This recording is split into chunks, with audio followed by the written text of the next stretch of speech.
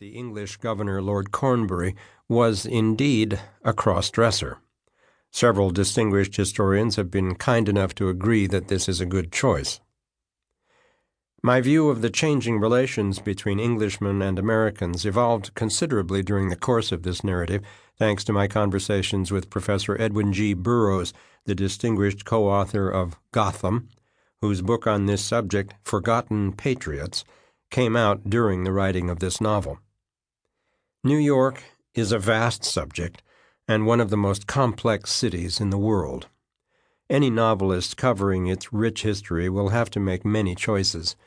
I can only hope that the reader may find that this book conveys something, at least, of the history and spirit of what is, for me, a much-loved city.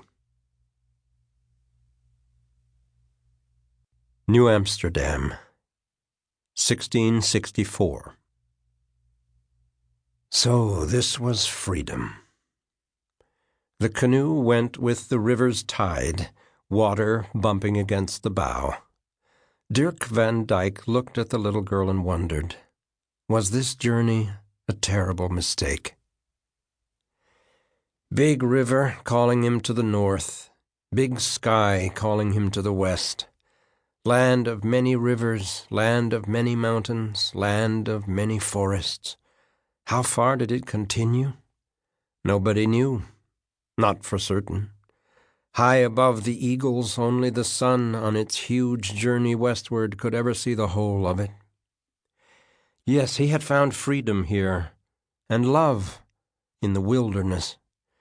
Van Dyke was a large man. He wore Dutch pantaloons, boots with turnover tops, and a leather jerkin over his shirt. Now they were approaching the port. He had put on a wide-brimmed hat with a feather in it. He gazed at the girl, his daughter, child of his sin. His sin for which religion said he must be punished. How old was she? 10? 11? She had been so excited when he'd agreed to take her down river. She had her mother's eyes, a lovely Indian child. Pale Feather, her people called her. Only her pale skin betrayed the rest of her story. Soon we shall be there, the Dutchman spoke in Algonquin, the language of the local tribes. New Amsterdam, a trading post, a fort and little town behind a palisade. But it was important all the same in the worldwide commercial empire of the Dutch. Van Dyke was proud to be Dutch.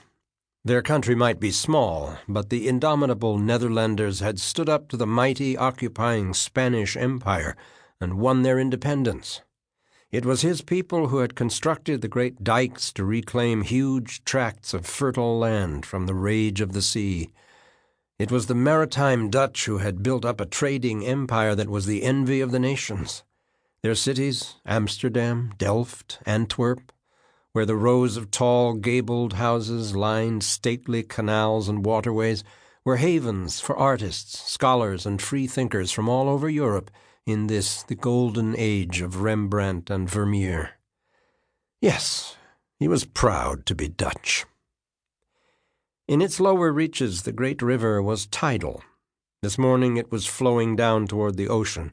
During the afternoon it would reverse itself and flow back toward the north. The girl was looking forward, downstream. Van Dyke sat facing her, his back resting against a large pile of skins, beaver mostly, that filled the center of the canoe. The canoe was large and broad, its sides made of tree bark, sturdy but light. 4 Indians paddled, 2 fore, 2 aft. Just behind them, a second boat, manned by his own men, followed them down the stream. He'd needed to take on this Indian canoe to carry all the cargo he had bought. Upriver, the late spring sky was thunderous. Above them, gray clouds. But ahead, the water was bright. A sudden shaft of sunlight flashed from behind a cloud. The river made a tapping sound on the side of the boat, like a native drum giving him warning. The breeze on his face tingled, light as sparkling wine. He spoke again.